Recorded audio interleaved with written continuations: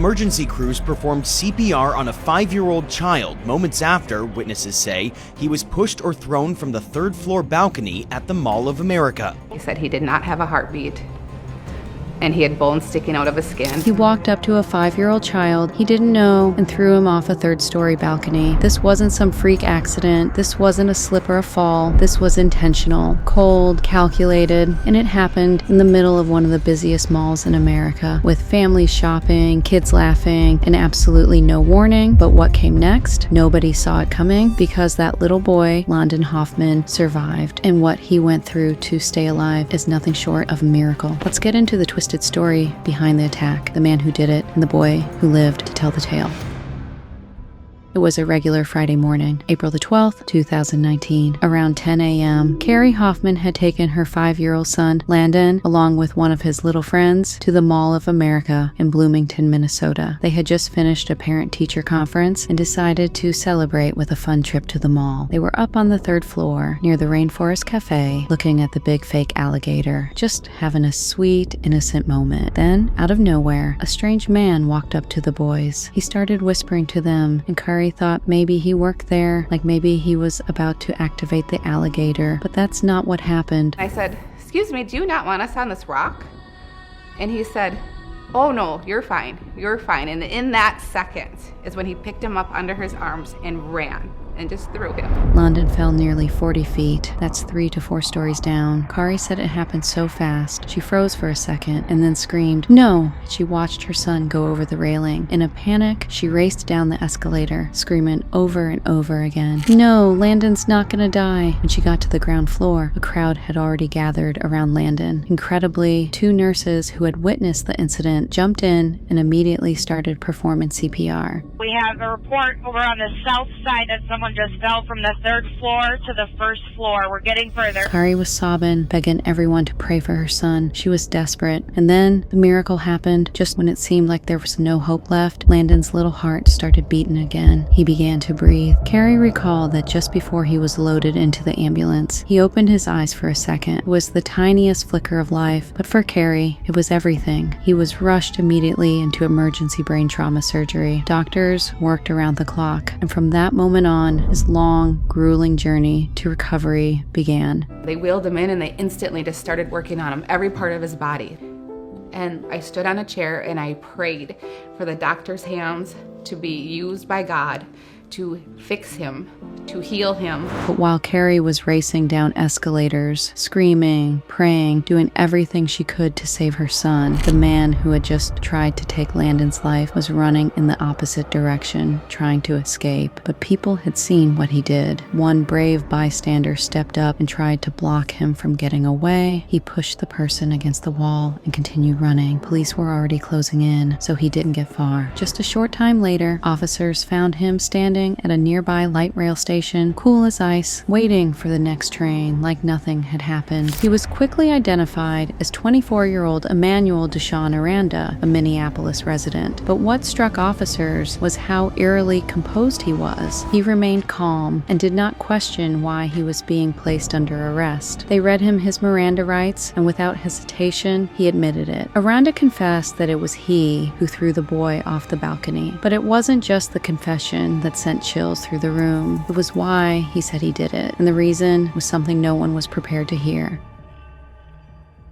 As investigators dug into Emmanuel Aranda's background, they quickly realized this wasn't his first disturbing encounter at the Mall of America. Back on July 4th, 2015, Aranda had already caught the attention of mall security. Witnesses had reported a man throwing random objects off the upper levels of the mall down to the crowded walkways below, and Aranda matched the description. When officers approached him, he refused to give his name and resisted arrest. That same day, he also wandered into a store and, without warning, swiped his arm across the display table, shattering glass everywhere. Then, just a few months later, in October, Aranda returned, this time targeting patrons at the Twin Cities Grill. According to the complaint, he approached a woman waiting outside the restaurant and asked her to buy him something. When she refused, Aranda allegedly threw a glass of water in her face. And what's even more disturbing, at the time, he was already under a trespass ban from the mall, ordered ordered to stay away until July 2016, but his violent history didn't stop at Minnesota's borders. Aranda had also racked up multiple arrests in Illinois, charges ranging from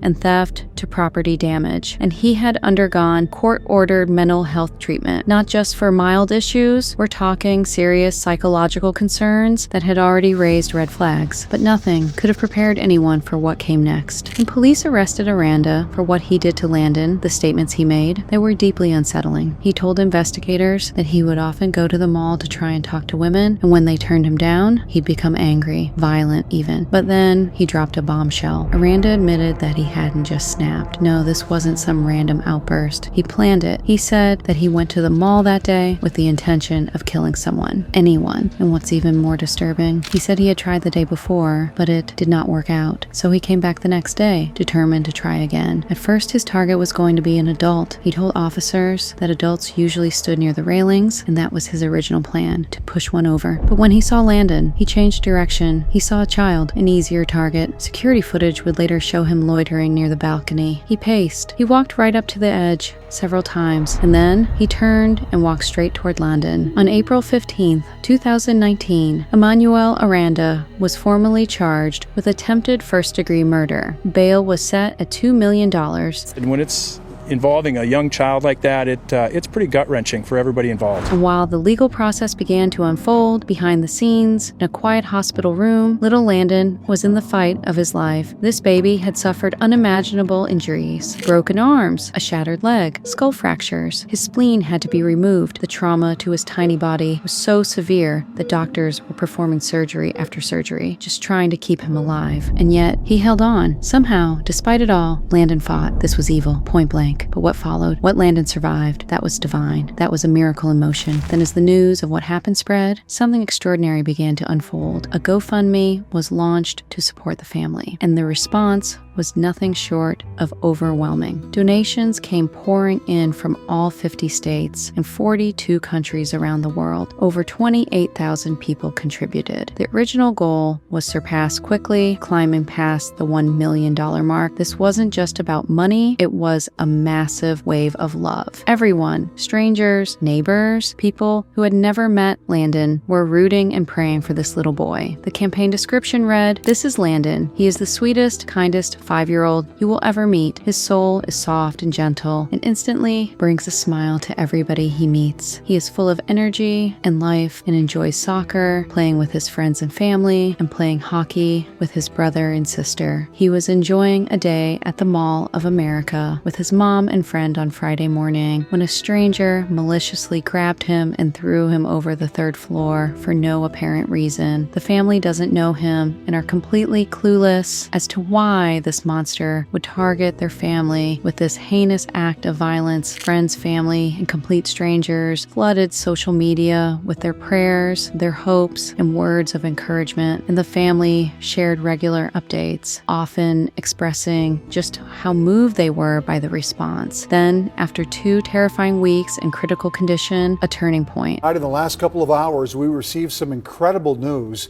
about the boy who was thrown over the 3rd floor balcony at Mall of America. His family says the 5-year-old is alert and conscious and no longer in critical condition. Landon had already been through so much, but his battle wasn't over yet. Over the course of his hospital stay, he had to undergo more than a dozen surgeries. He was even temporarily placed on thyroid medication as his little body tried to heal from the unimaginable trauma it had endured. But then came a moment that stopped everyone in their tracks. A moment Kari, his mom, still believes was nothing short of divine intervention. Around 4 months into recovery, doctors were helping Landon stand and start to move again when suddenly his leg gave out. It was another break, a second fracture. At first, it felt like a huge setback, like they were being knocked down just when they were finally gaining ground. But once the doctors ran tests and looked deeper, they found something they hadn't expected at all. Landon's vena cava vein, one of the most important veins near the heart, was barely intact. It was hanging hanging on by a thread, and if that second break hadn't stopped him from walking, if they hadn't discovered it when they did, he might not have made it. Kari fully believes that God was guiding them in that moment, protecting Landon the same way he had on the day of the fall. What felt like a setback turned out to be a miracle. Despite it all, Landon kept pushing forward.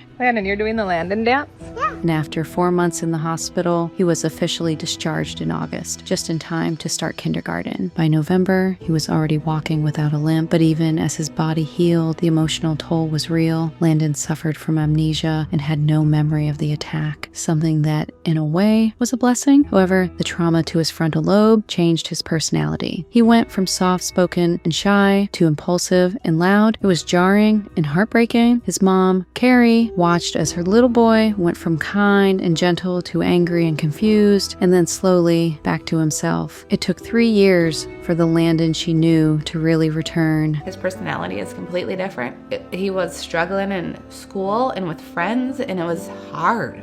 But we're finally getting back to who he was. It wasn't just hard on Landon, it was hard on the whole family. But through it all, Carrie did everything she could to protect her son's peace. Even in the hospital, she created a space of comfort and joy, so much so that now wants to go back. Because to him, it wasn't a place of pain. It was a place of love, healing, and hope. What about the hospital do you remember?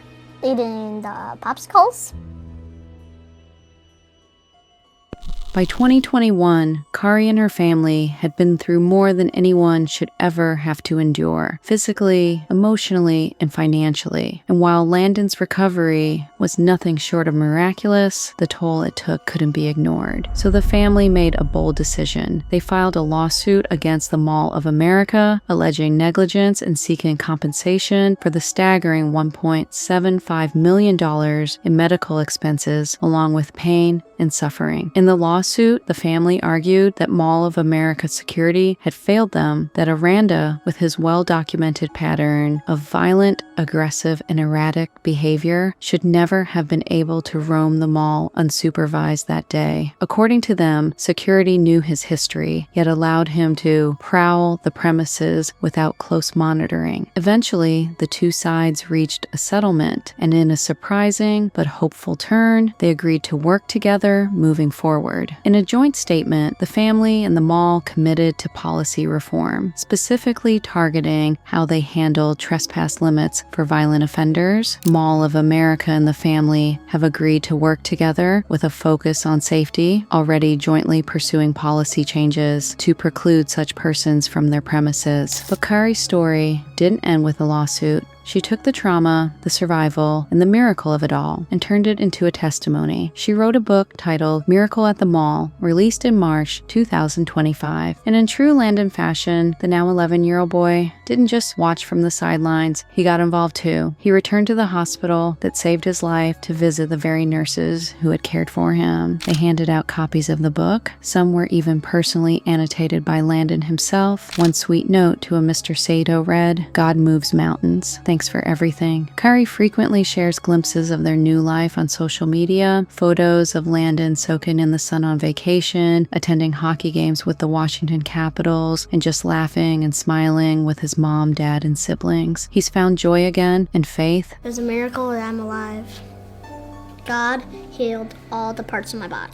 In 2023, he got the surprise of a lifetime. After sharing on Good Morning America that he loved Alex Ovechkin, Landon, a proud Minnesota Wild fan, was invited to meet both Ovechkin and Kirill Kaprizov after a Wild game. It was a full circle moment, joy after pain, light after darkness, but there's still one place Kari can't bring herself to go back, to the Mall of America. And honestly, who could blame her? Still, the Hoffman family doesn't carry bitterness. They don't see their journey as a curse, but rather a battle with evil that they survived.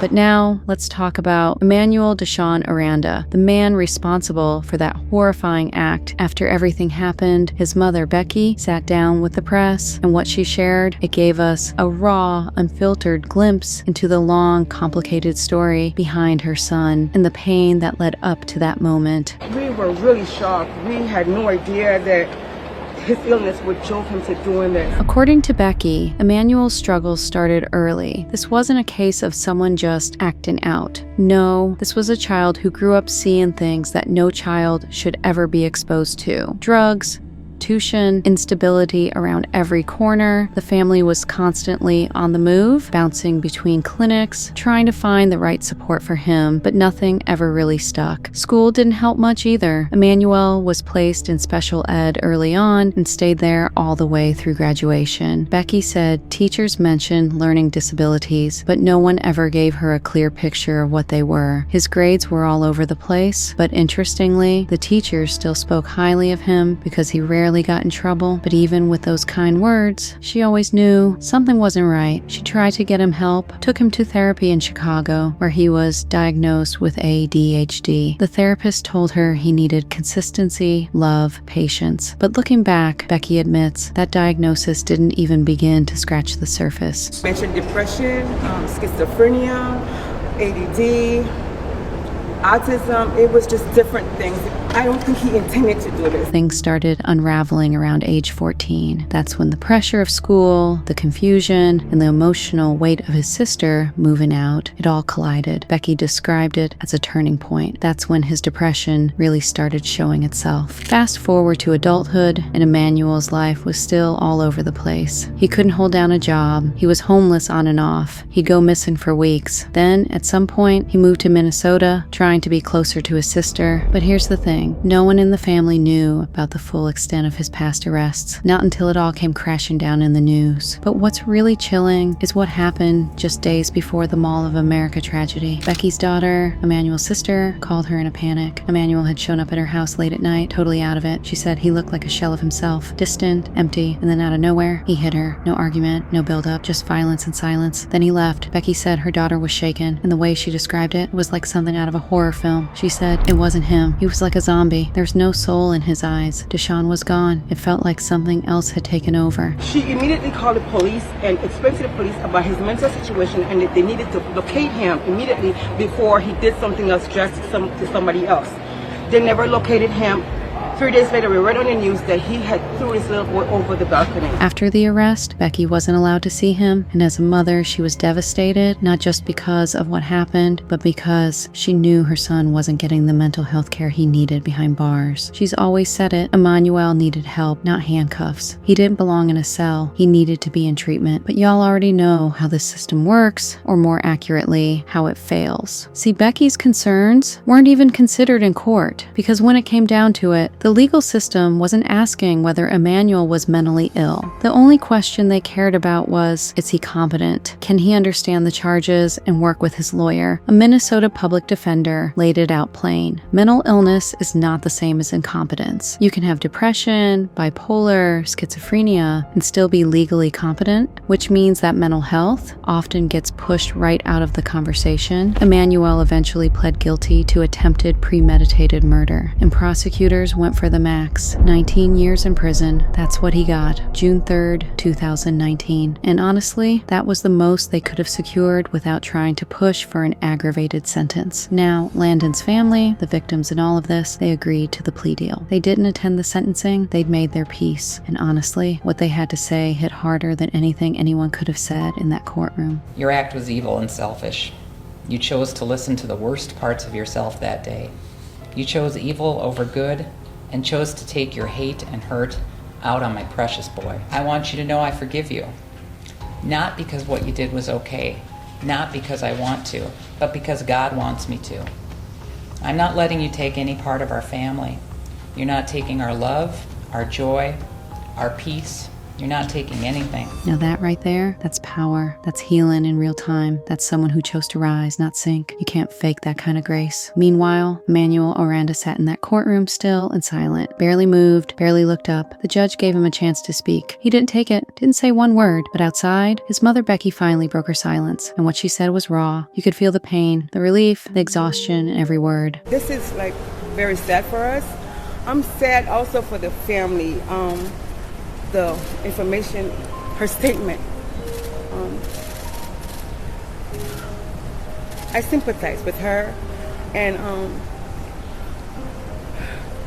I'm glad that she has forgiven my son.